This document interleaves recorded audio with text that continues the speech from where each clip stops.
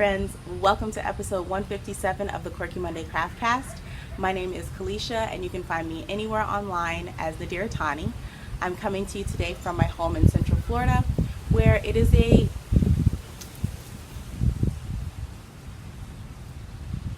quite pleasant afternoon.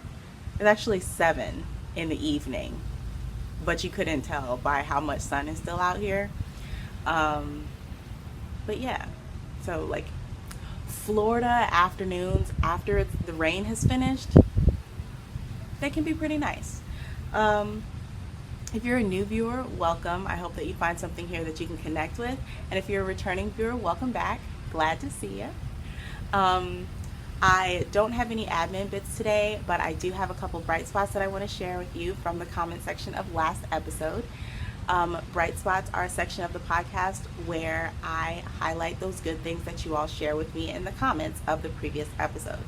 So, as always, leave a comment down below of something good that happened, something that made you smile, something that, you know, brightened the day for you or brightened the moment that you were having. Anything, like any size thing. It can be a really big, awesome, amazing thing that happened to you that brought you joy, or even something super small and seemingly insignificant. But if it brought you joy, that's a bright spot. I want to highlight those things because I feel like I need to put extra energy into finding those bright spots in my life so that I don't slip down that, you know, slippery slope of everything is trash, everything is garbage. So yeah. Uh-oh. There we go. All right, so bright spots.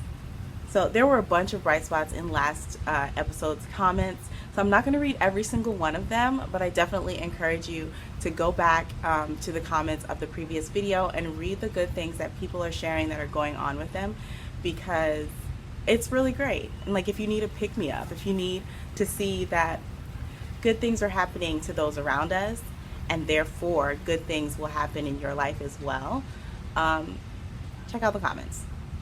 So, let's see.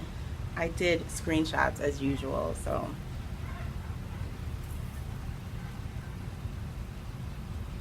All right. Marquita Makes has a bright spot. It says, looking for new places to recruit for my job, I found an old library that just reopened to the public. The librarian is super sweet and invited me to shop the free book section in the back room, and I found classics like Who's Afraid of Virginia Woolf and Cold Sassy Tree. That I've heard of but never read. I'm so excited to check these out. I have never heard of either of those books, so maybe I need to add those to my to be read list. Let's see. Diana's bright spot. I got to meet my 3-month-old granddaughter and spend time with her and her 7-year-old sister. That's really sweet. Teacher for Life, bright spot. Finishing up a collection of projects that have been in my whip pile.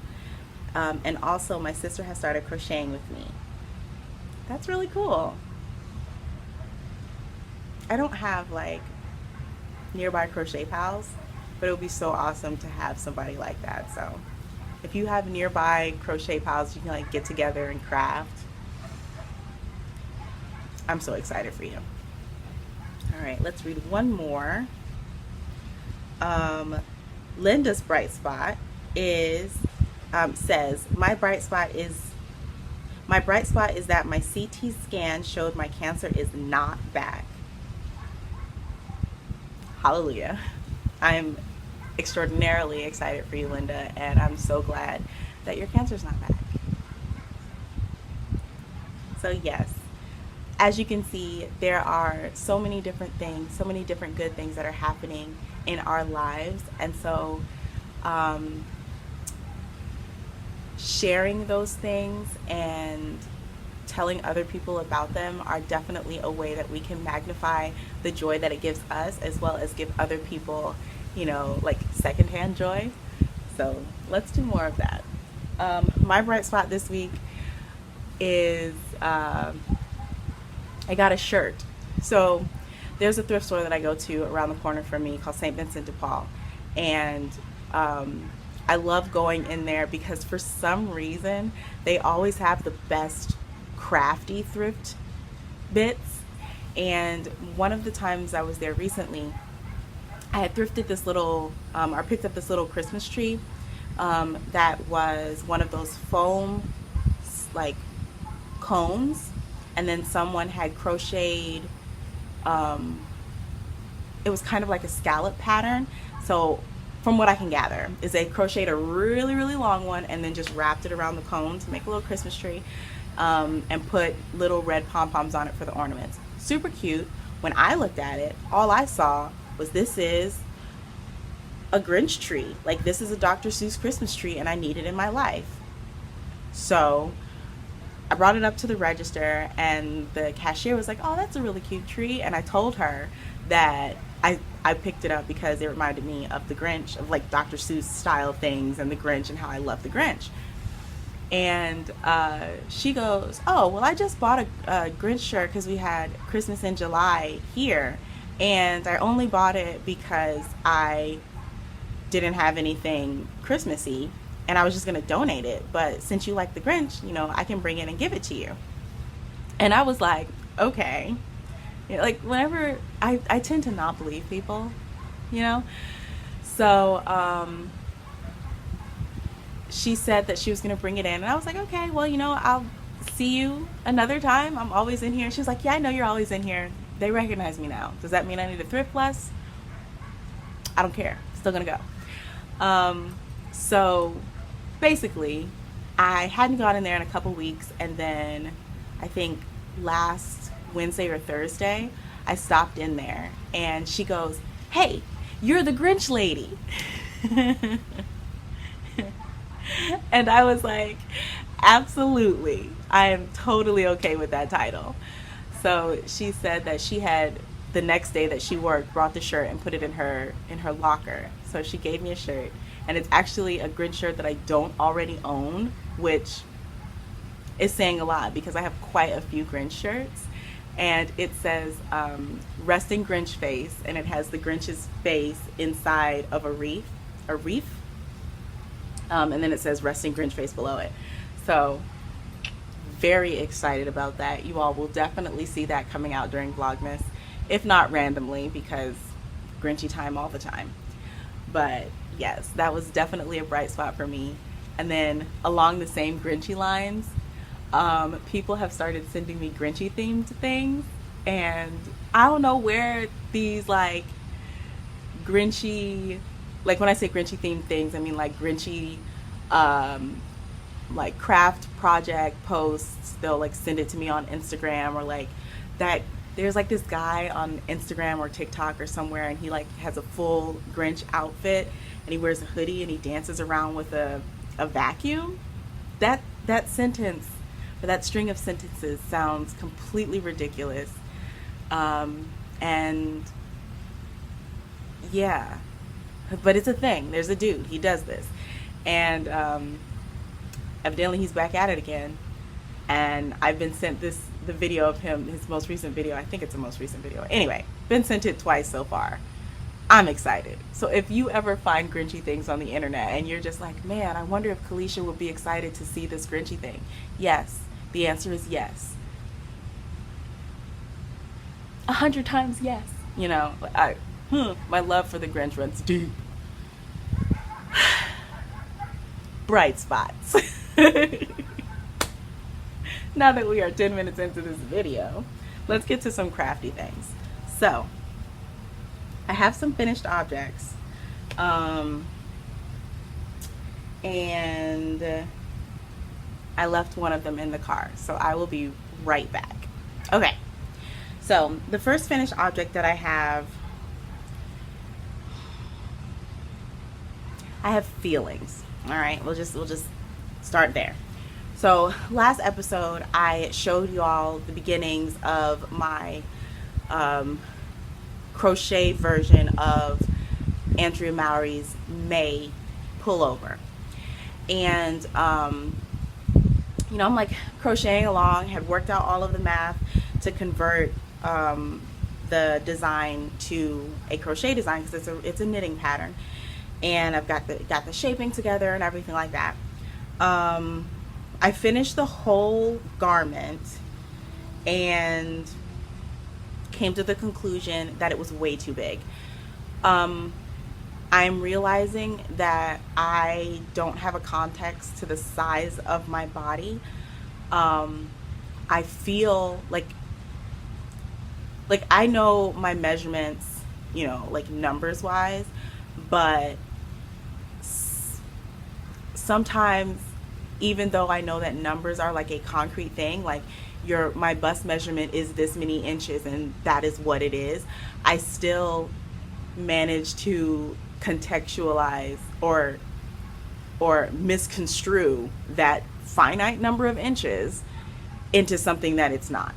So all that to say, I looked at the measurements of the pattern and said, okay, well, if I want it to be comfortable, I should go up a size, you know, to make sure that it's big enough.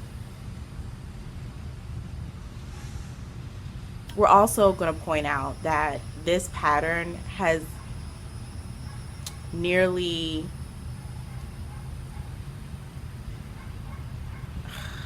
I want to say it's close to 10, if not more, inches of positive ease. So I don't know what past Caleisha was thinking when she went up a size, because the size that I should have made, the size for my measurements, would have been like had enough positive ease in it. I don't know what Caleisha's brain was doing, but it was the wrong thing. And the pattern came out huge. The garment came out huge. So here's the finished item. I took a picture of it, I showed it on Instagram, and I polled the community to see, like, okay, should I make adjustments? Oops. So here it is. This is the front, and then the back, you can see it swoops down. It scoops down. Also, I realized after I finished making this piece that the short row shaping, or like the shaping in the bottom hem, is not a front to back shaping, it's a side to side shaping. So either way you flip it, I did it wrong. But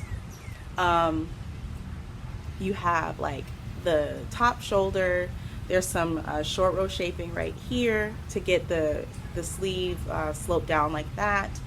It's got a V-neck, I really like. You can't really tell. Oh, you can right there. There's a front post, back post detail, because in the original knitted version there is a I think it's a slip stitch detail down the front center and the back center.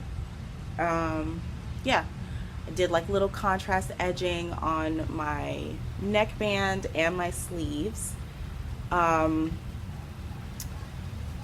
One of the things that really confused me was the way that I went from knitting to crochet was basically crocheting a swatch, measuring my gauge, looking at the schematic and the measurements, and then converting those measurements to crochet stitches and crochet rows, and then working from there.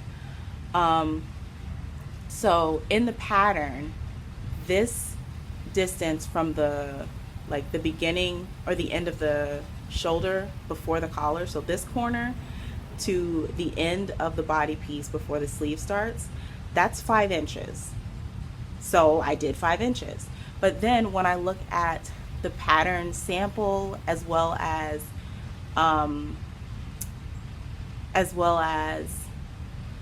people who made it, like other people's projects, I just don't, like, this bit is way longer on so many other people, including the designer. So I'm just like, are my shoulders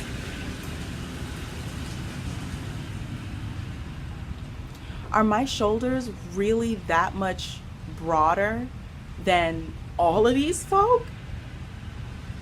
I don't know. But like, that wasn't a big deal. It was just a little bit confusing, because when I look at it, it's maybe like halfway down my bicep. but like other people's was all the way down here without extending the sleeve, like without extending this part. So I was a little bit confused, but whatever.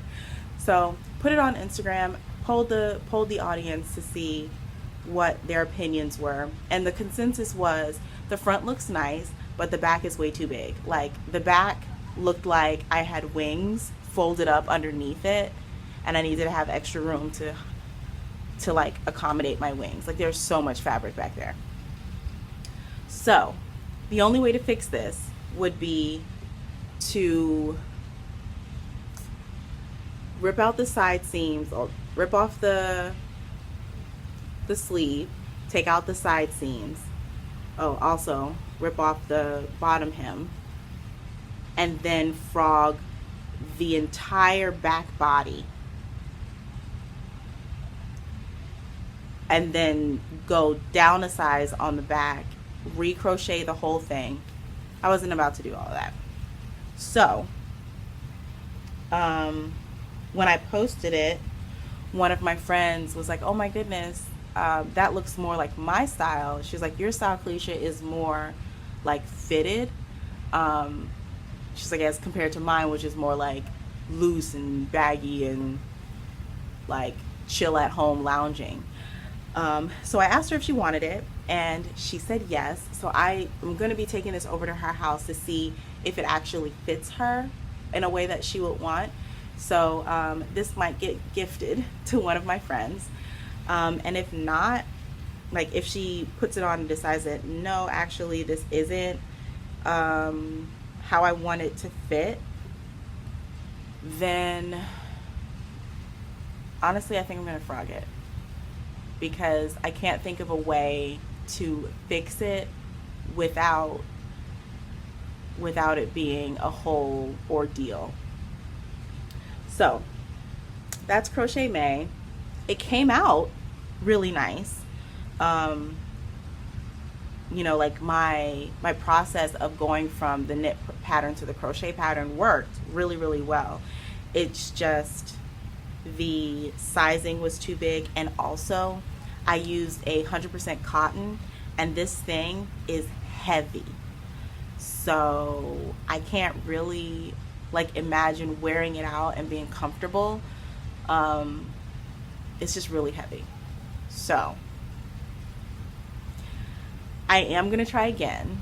I have chosen another yarn from my stash to try to redo this, and making some adjustments to the hook I'm using to get us like a tighter gauge, and hopefully the next one will turn out in a way that I actually want to wear. But yeah, I think it came out pretty good. Okay, so we'll put that aside.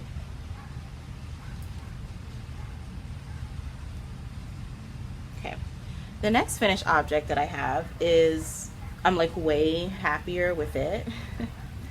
Uh-oh, I'm sorry about that. I just knocked a piece off of my Easter cactus. I have my Thanksgiving cactus and my Easter cactus sitting out here, because they had to get on timeout for a minute. Okay, so my next finished object is my Trelawny top. So that's the back. Well, it doesn't really have a back or front because I didn't do any shaping. So here is the top. It's completely blocked and done. I just have to weave in the ends. I put it on, and yes, it is, the yarn is a non-superwash, so it is a bit prickly, you know, up here, but I can definitely either put like some like satiny kind of fabric on the inside, like make a little lining, like a top chest lining, I don't know, or just wear like a t-shirt with it. But I really like how it came out. This is a pattern by Tammy Gore, and the yarn is by Robin of Birch Fibers. The yellow is autumn wheat, and the green is grunge, and the base is her Sojourner sock base. And I really love it. I really love the fact that I did not alternate skeins for the yellow, and you can't tell really where the next skein starts. I feel like it might be here because this is a little bit darker than this. I mean, you can tell over here because this darker bit is the new skein when I went back and picked up for the sleeves. So, but in a general sense, you can't tell. And that's really, really dope for like a tonal yarn. You like almost always want to, or rather the best practices is to alternate your skeins so that you don't see that difference between your first skein and your second skein. But yeah, I did a modification for this where it is made to be a crew neck, so the neck opening is a lot smaller than what you see here, but I always feel like I'm being choked out a little bit. So what I did for this is I cast on one size up for the neck, did the ribbing, and then typically when you have like these round yoke sweaters, you'll do your ribbing, and then right after the ribbing you'll have an increase row so that you can start working your way up to the number of stitches that you need for whatever chart you're doing or whatever like that. So I did a size up for the neck, worked the ribbing, and then on that increase row I worked out how often I needed to do increases to get to the stitch count that I needed for a size below, or for the size that I would cast on for my bust measurement. So basically I started out with more stitches, didn't have to increase as many to get to where I needed to be for A, and then went on about my business following the pattern as it was written. One of the really cool things that Tammy did in this pattern, I'm going to turn it back around because this little tail is annoying me.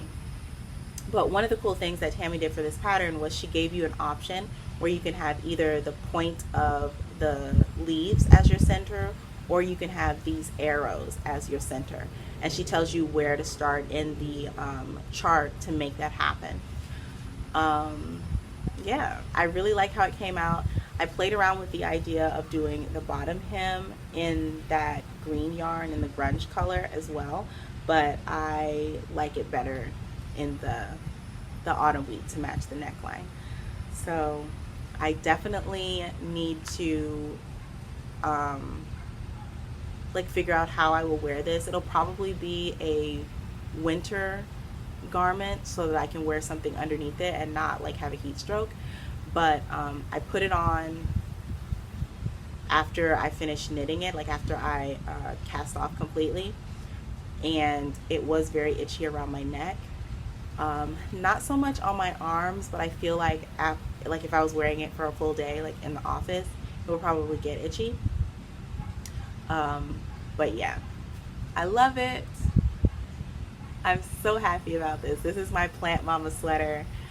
Like, I'm thinking when it gets cool enough to wear this outside, I'm gonna wear this to one of the plant swaps and just be out of control, completely unstoppable. Like, who's gonna stop me? Nobody. I love it so much. This is the, I think, second sweater that I've knit from Tammy Gore, and I really like her designs. I've done a couple of her shawl patterns as well, but she's definitely one of my favorite designers. So if you haven't checked her out, go take a look at her work. It's really great. And always, Robin is one of my favorite dyers, and you wouldn't know it to look at my finished projects because I buy her yarn and collect it, and I haven't been using it. So recently I've made, an effort to actually use my favorite yarns, so that, they can be out in the world and not just safely tucked away in my yarn drawers. You know what I mean? Use the good yarn.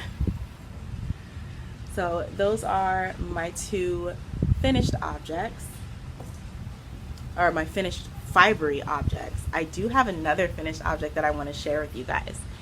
So in the last episode, I had mentioned that Lamar, my husband, and I went to a pottery class for our anniversary. This anniversary that just passed was our 8th anniversary. Is that correct?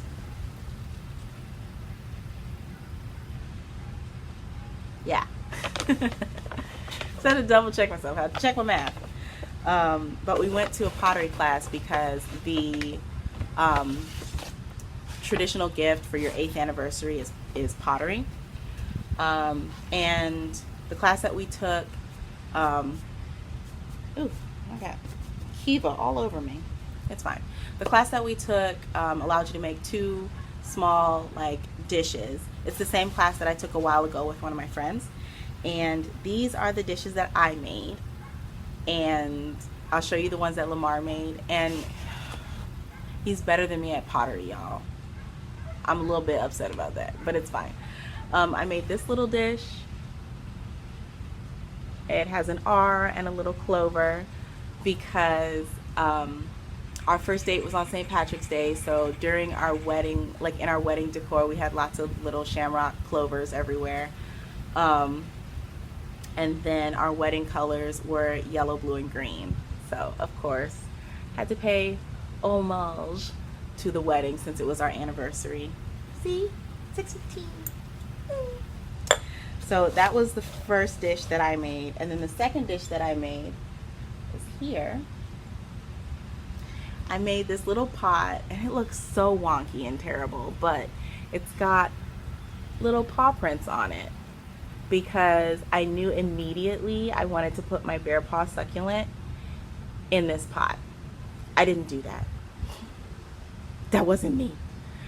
But yeah, so I painted little paw prints on it. It's a teeny tiny little pot for a teeny tiny little plant. This guy actually needs water. But look at that plant. Isn't it cute? Oh my gosh. Oh my gosh. So yeah.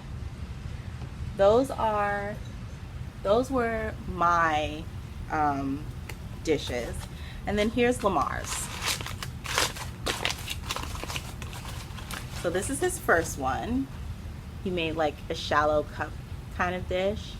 It's white on the inside. And he chose these colors because he's a fan of the Orlando Magic. So that's his Orlando Magic cup.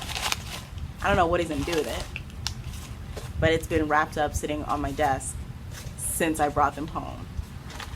And then this is the one where I was just fine, just be all great at pottery. He it's rounded. It kind of looks like a minion, actually. He wanted to do one that's blue and gold, which are the colors of Oakwood University. That's the school that we both went to. And yeah. But look at that shape. Really, bro? You just gonna come out here in your first pottery class, busting out something like this? Meanwhile, your wife over here making this? What happened? What happened? It's fine. It's fine. I'm not mad. I'm not mad. You know,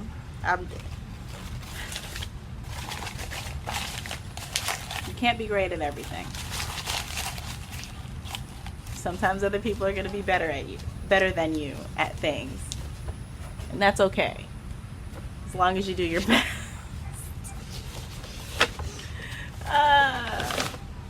So yeah, those are my other finished objects and Lamar's finished objects. I think that's everything. Yeah. So let's talk about my works in progress. Okay. So we've got this one. We've got this one. We've got, this one. and then we've got a random one. So I'm going to show you the random one first, which is this. So Lamar's working on a project at our church. He's doing an honor wall. So like people who have donated to the church or done something significant for the church will have a leaf on this honor wall. And he's painting a mural of an olive tree. Right? It's an olive tree, right? Yes, an olive tree. Really great. Like, when Lamar puts his mind to something, he's really, really awesome at whatever it is he's decided he wants to do. So since he was working on the painting, he asked me after work one day to come over and hang out with him, keep him company while he's painting. And I didn't have, he called me when I was getting off work. And I had left my work project in my desk. So I didn't have any knitting or crocheting or anything to occupy my hands with while I'm sitting with him at the church. So I stopped by Joann's, looked at their clearance section, and got this comfy cotton blend. It's Lion brand, and it is 100% cotton. No, it's 50% cotton, 50% polyester, and this is the color Blueberry Muffin. So I like that because I don't have many purple things. So my plan was to work up a swatch using this yarn and a smaller hook. I think I'm working on a 4.5, and then do another crochet May using this yarn. That's where I started. So this is as far as I got. And according to the way that I constructed the first crochet May, I was starting with the little sleeve bit. So I was working like this and working down. I did my short rows, and then I was working down here to complete the V, like the V-neck part. And I don't know how, or I don't know what I did, but I went to pick it up and I went like this. I put it up to myself wrong, and immediately thought that would be a really cute tank top. So I completely switched gears and continued working short rows to increase, shift it over like this. And I've gotten it wide enough here, so it's halfway across my bust here.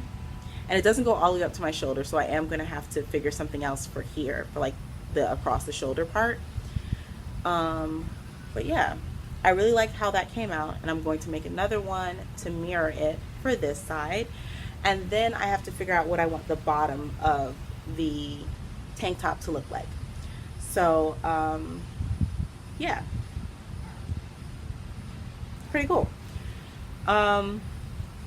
I did crochet a second one, but something went wrong with my short rows and I had to frog it. So this is still the very first one that I made, and I'm going to continue working from there. It's kind of a little bit of a freestyle project. I'm kind of very excited about reinforcing crochet short rows in my mind, so that I can use them more often in making things. So, random project running around in my head.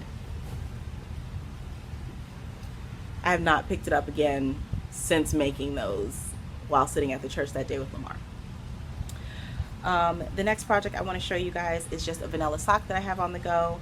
This is one of the thrifted yarns that I found at the Goodwill a couple months ago, and I am loving this color. The yarn is a little bit rough on the hands, but the color just makes up for it. This is as far as I've gotten, and it's just a standard vanilla sock. So for me, my standard is 2.25 millimeter needles. These are the Chalgu red lace. I typically do my socks cuff down on a regular. I will cast on 64 stitches, work 20 rows of 2x2 rib, and then do the sock leg for however long I'm feeling. This one, this one is 50 rows long on the leg.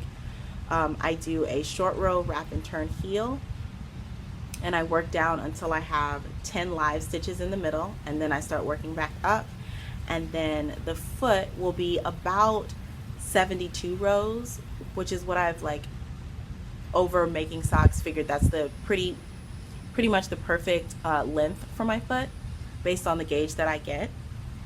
And this stitch marker is falling out. Hold on.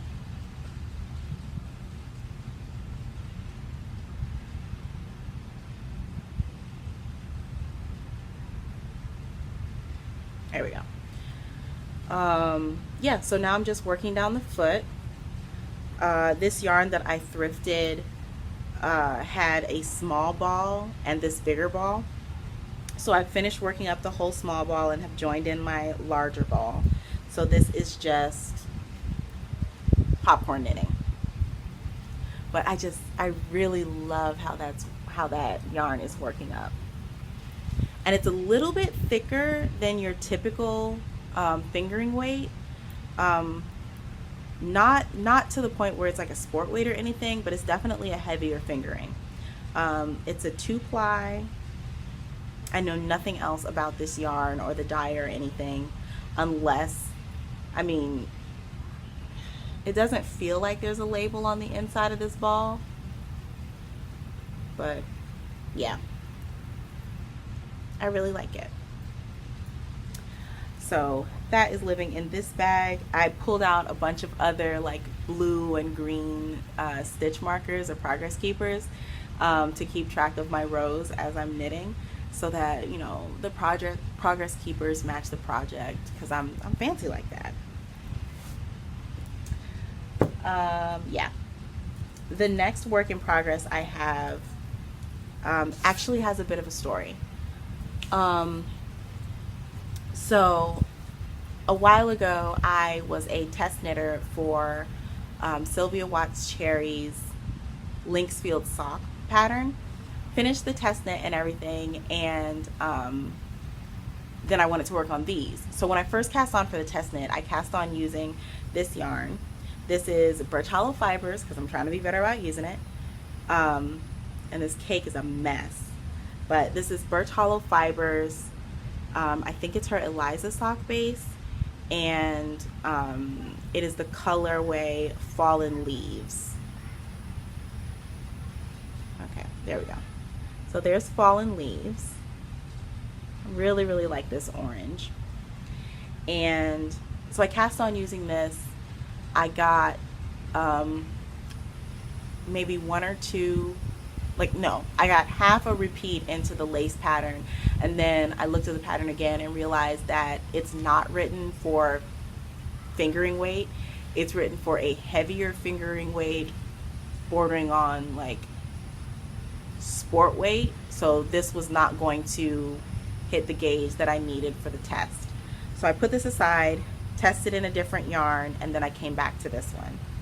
So I have finished my first sock. So I'm only doing the lace pattern on the leg because it is a very long lace repeat. It's not difficult to do, but it's long, and after doing the 2 repeats, I just wanted to fly through the foot.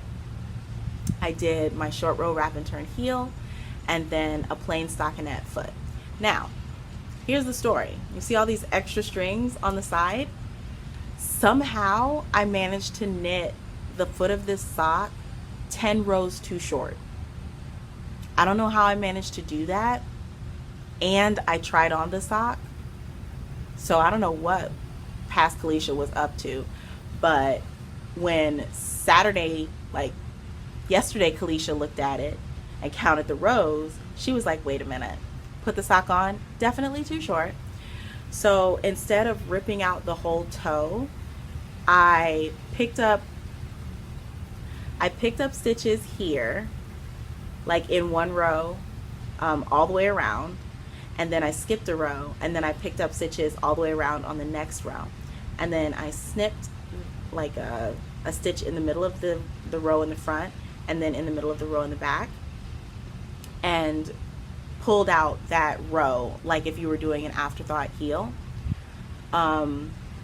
So basically I decapitated the sock and then knit my 10 rows and then Kitchener stitched all the way around to graft it back together. And I am so impressed with my Kitchener stitching because, let's see, this is my, is that right? Yeah, this is my Kitchener stitch row right here. Like that darker row right there is where the Kitchener stitch goes. And I think it's this light row right here. I'm really proud of that. Like, you can't, it's not too tight, it's not too loose. I just loosened up some stitches on the back though, so I need to fix that. So what I'll need to do is just thoroughly, like, securely weave in all of the ends from all these shenanigans. But there we go. I finally have an orange sock. I don't have any orange hand knit socks in my collection, which is weird because orange is one of my favorite colors. But there's the lace pattern. It's a really, really pretty lace pattern. So if you are looking for a nice kind of involved lace pattern, definitely check out the Linksfield socks. Really good. So there's that. And I started the second sock. I've gotten done with the ribbing. And so, like, my default ribbing is 2x2 rib. And so I cast this on and I did a whole row in 2x2 rib, and then realized that this pattern does not call for 2x2. It calls for 2x1. And I didn't feel like ripping it out. So then I just have a row of 2x2 and then I go into 2x1. It's fine. Nobody's gonna notice. Nobody's gonna care. It's fine. So yeah, that is ready to start the I'm ready to start the lace on the second sock. And since this lace is kind of an involved pattern, I will not be working on this on the go. This is definitely an at-home project where I can have the chart in front of me and mark off rows as I go. But it's definitely worth it.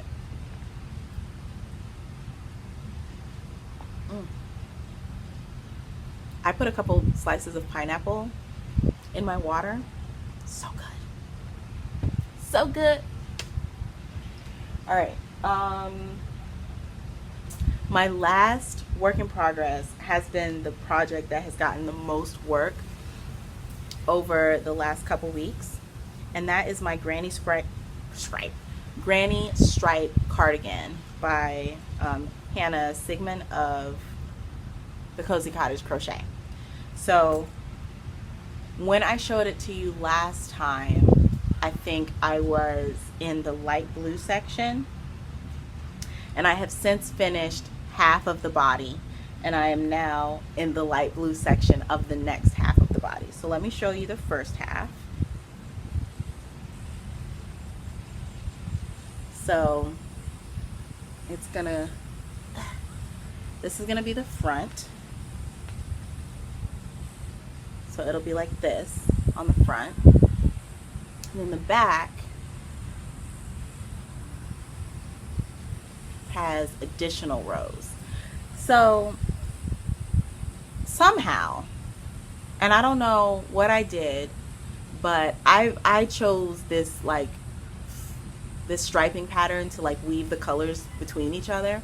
So I have, you can't see, this is actually two different yellow yarns, but we'll look at the blue here. So I have 2 rows of the blue and then 2 rows of the previous color. Then I do 4 rows of the blue and then 2 rows of the next color. 2 rows of the blue, which then is the previous color, and then we go 4 rows of the next color. So it's a 422, 422, etc. So I know that I worked through the number of rows I was going to need, like, in order to split the colors that I had evenly across everything. But somehow I still ended up with not enough. Maybe I didn't account for the back rows. But yeah, so I ended up having to go stash diving to find a singles yarn that would work in this color palette that I put together. So these two yarns here were from my stash, and I think I had like a 10-gram mini of each one of these from Get Your Yarn Wishes Granted forever ago. So yeah, these two are these. So then what I'm going to do in the second half, I am on this dark, I'm on this dark blue stripe. So I'll be working on, I have enough yarn of all of these colors to get me to this point on the second half. And then instead of the yellow right here, am I going to do that? No, I'm not. I'm making this decision right now. So I'll put the yellow on this side and then the orange on this side. So then the middle of my back will have smaller stripes, which is fine with me. I just need to get these singles out of my stash. That's the whole reason that I'm using these particular colors for this project, is that I had a bunch of single skein, singles yarn, and didn't know what to make with them, and had the realization that singles yarn will work really good with crochet because the direction that you're yarning over tightens the twist on singles, so you get better stitch definition, you're not going to split your yarn, etc. So this is where we are, and here is my second half.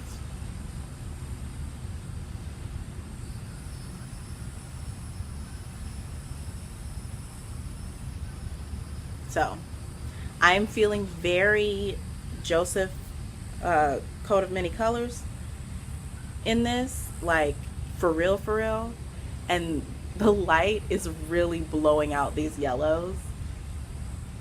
Actually, it's really nice with these glasses. Let me turn this around so that you all can get the front vibes. Tear up stuff, Caleisha. Okay. Hello? Oh, I was sitting on it. Okay.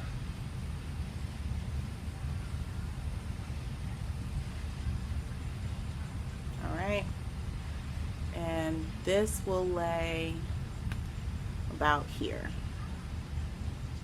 So that's going to be the front. And the pattern does call for like teeny tiny sleeve caps to be put on. I think I will have enough of my yellow, like the first color, to do my sleeves in that first color. So that will be really cool. The only other thing that I have to kind of think about is how I'm going to do the edging around the whole thing. Not sure. I may just not put an edging, to be honest. Because I don't think that I want to do like a patchwork edging where I just knot all of my colors together and just use them and then they change color as they go. I don't know if I want it to be that scrappy, but I have a little ways to go before I have to make that decision. But yeah, so I've just been crocheting back and forth, and yeah, right here I've got a bunch of ends in this green yarn because, what was it? I think 2 years ago was the Great Moth War. Yeah, I think it was the Great Moth War of 2020. Moths got into my yarn stash and had dinner, and I went through all of my collection, unwound everything, checked everything, ran everything through a dryer to kill anything, cleaned everything, lavender oil, mothballs, the whole nine. It was like your girl went to war on these bugs. We're good now, no more mothy babies, but I think the green, this green skein, I think it had moth damage that I didn't find or I hadn't seen. So as I was knitting along, I would see these parts that were on like threadbare. So I would just break them and then rejoin the yarn. So then I'll just have to weave those ends in when I finish the piece. But yeah, it is doing just what I wanted it to do, using up all of this yarn so I can get it out of my stash and into a garment. Because like, I want to, I don't want to just collect yarn. Like I want to use it. I want to use it. I want it to be out there, used and living its best life as a garment or as a project. All right, so that's all. Are those mosquitoes? No, we're good. That is all of my works in progress. So last episode, I was telling you guys that Caleisha and the Babe is coming back. That is my spinning section, and I can say that I kept up my end of that statement. So last month, July, was Tour de Fleece. I didn't start spinning anything until the very end of July, but your girl got 2 things spun. So let me show you. Last episode, I showed this yarn that I got from Spinjitsu. Is that right? Spinjitsu. And it was a bat. And the bat contained, it was a 1.2 ounce bat with merino, alpaca, pulled silk, add-ins, and Angelina. And of that, I got 49 yards. The bat was called Into the Forest 2. And this is the yarn. I did a 2-ply spin, and this really looks like something else that I've spun in my collection, I think, but it's very, very textured. Like those add-ins were no joke. There's like little bits of yarn in here and everything. So I don't know what I'm gonna do with it yet, but it felt good to get back spinning. I have another Spinjitsu bat that I want to work with soon, but after this project that I'm about to show you, my wheel kind of had an accident. So this was the yarn that I spun right after the Spinjitsu bat. This yarn, or this fiber, was given to me by my friend Heather. She has the Bunnyfish podcast, and she sent me parts of a braid. I forget, I think it was Frabjous Fibers 100% BFL. I forget the colorway, but the colors were blue, yellow, and green. And she didn't like the yellow sections of the braid, so she just kind of pulled it apart and sent me the yellow sections. So the bits that I had were mainly yellow with like blue and green edges. So I took those like braid parts and blended them together on my blending board and created some Rolags. A lot of spinning terminology being thrown at you, but basically I prepped the fiber to be spun, and this is the color that it's spun up as. This is still just the single. I want to go back through, and I think I'm going to 2-ply this, possibly. Or I might leave it as a single and crochet with it. Not 100% sure. Like this crocheting with singles things for me has been like another level of possibility, of crafty possibility. But this has been resting on this bobbin for probably about 2 weeks now. And the reason for that is because my wheel had a boo-boo. So this is my wheel. This is a Babe Fiber Garden fiber starter, something like that. But it's a Babe spinning wheel, and their wheels are made of composite wheelchair wheels and PVC. So they tend to be much less expensive than your traditional wheels that you'll see out on the market. I think you can get a new one of this model for like $300 something, $350, a little bit above $350. Yeah, new. I got mine off of Craigslist. Lucky me. And I've had to slowly replace parts on it. I had to buy a new drive band. All of these hooks I had to replace because the ones that were on it were kind of rusted. I don't know what the last owner was doing, but whatever. So the boo-boo that it had was with this little doohickey right here. So when you're spinning, let me take the drive band off so you can see. Okay. When you're spinning, you move the treadle up and down like this to spin the wheel. So you see how that little part right there is flexing side to side? It broke, completely snapped off. So I was able to, it broke in the middle of spinning this, or applying it actually. And since I was in the middle, I couldn't do anything. So I ended up kind of finagling a way to fix it. And I was like, oh yeah, I fixed it. Hooray, yay me. But I knew based on the way that it broke that it was 100% going to break again. So I needed to find a way to permanently fix this problem.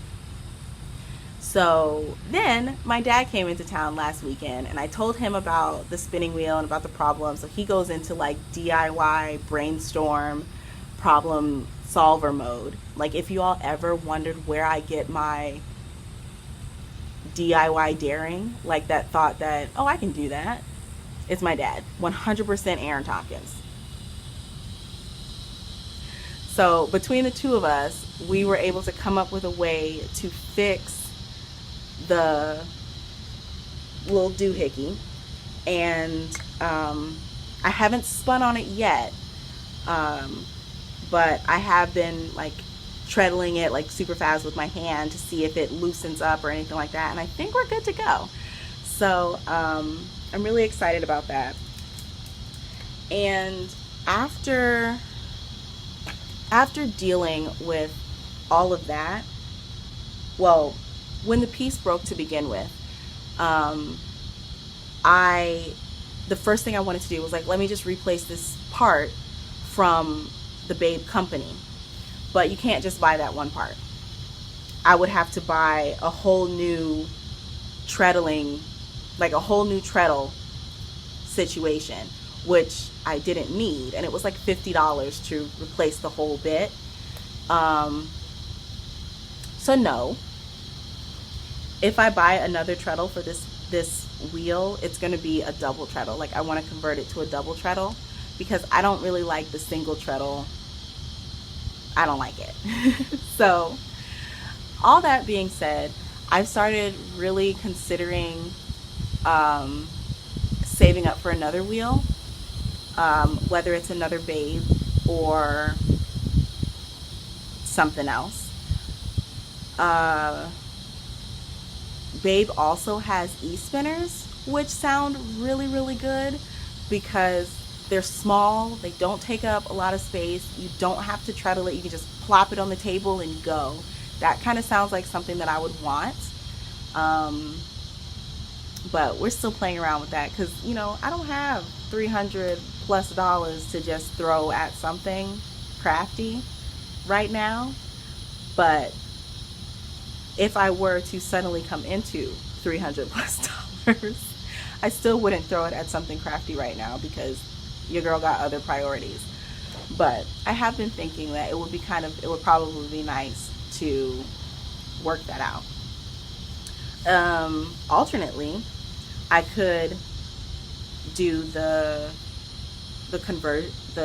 double treadle conversion for this machine, or this wheel. The only thing is, I think the previous owner like glued everything in place. So I may actually not be able to change out the treadle situation. But I think it's fixed for now. So we'll be able to get back on the spinning. But I'm so excited that Caleisha and the Babe is back. Even if it was for just a brief moment in time before sad pause. But yeah. I'm going to try to wrap this up really quickly because the sun is setting and I don't know if those are cicadas or whatever they are screaming in the trees. So I feel like I'm competing right now. That's it for Caleisha and the Babe. The next thing that I have is stash positions. So stash positions this week is brought to you by books.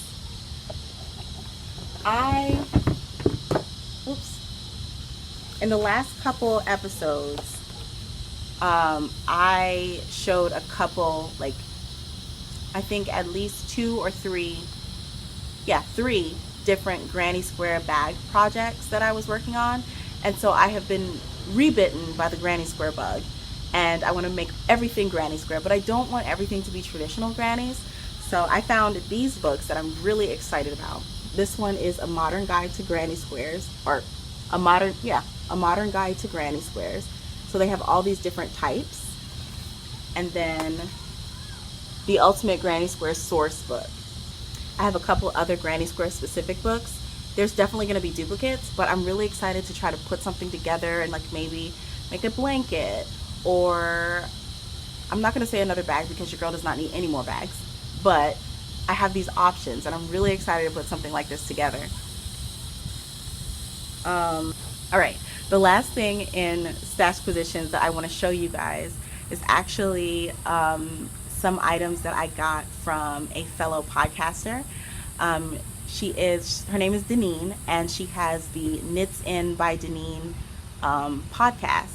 And she has also just recently launched her business, and she's doing like stitch markers, and she has like a gauge, what's it called? A needle gauge, little trinket dishes, all kinds of things like that. She sent me some of her items, and I also purchased some other stitch markers from her. You actually already saw one of them.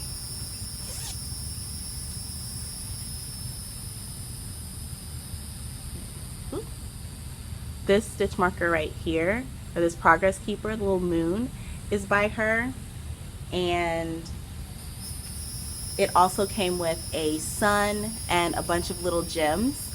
I don't have them outside, they're inside right now. But let me show you the pieces that she made, or that she sells.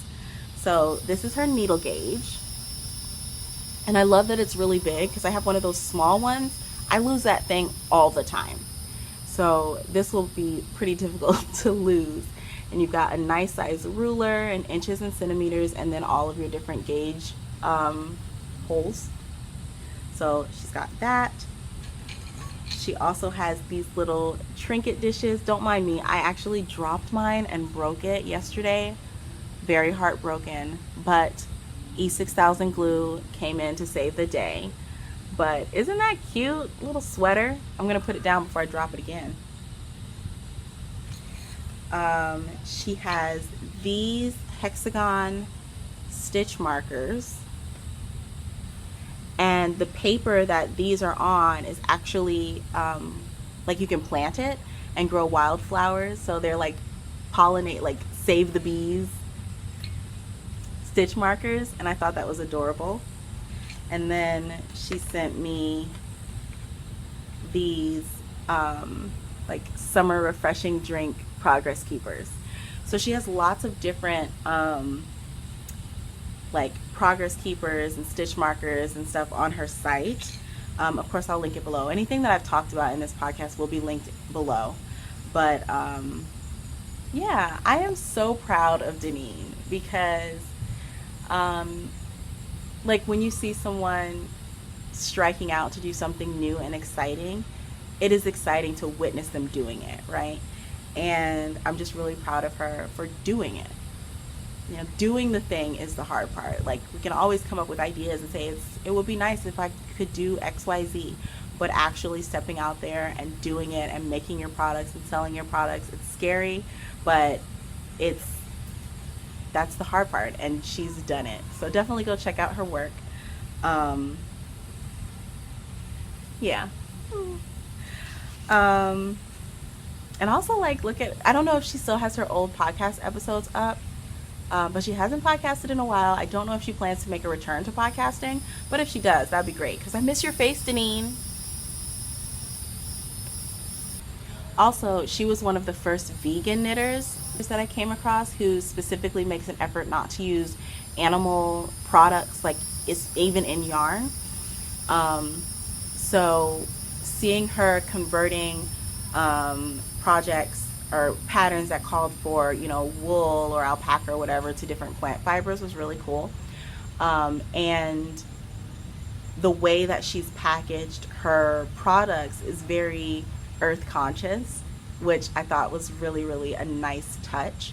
Like, her branding, go ahead, girl. I see you. I need to get on your level. Like, Quirky Monday needs some branding, and we just out here living wild. But yes, that is everything. Thank you so much for being here with me today. I'm gonna go because even though I have a citronella candle lit by my feet, the mosquitoes are still coming for the other side of my leg, not the business. So I hope that you're well. Leave a comment down below of something positive that happened to you. Share the goodness. And yeah, I will see you next time. Thank you so much for being a part of my universe. Bye, friends.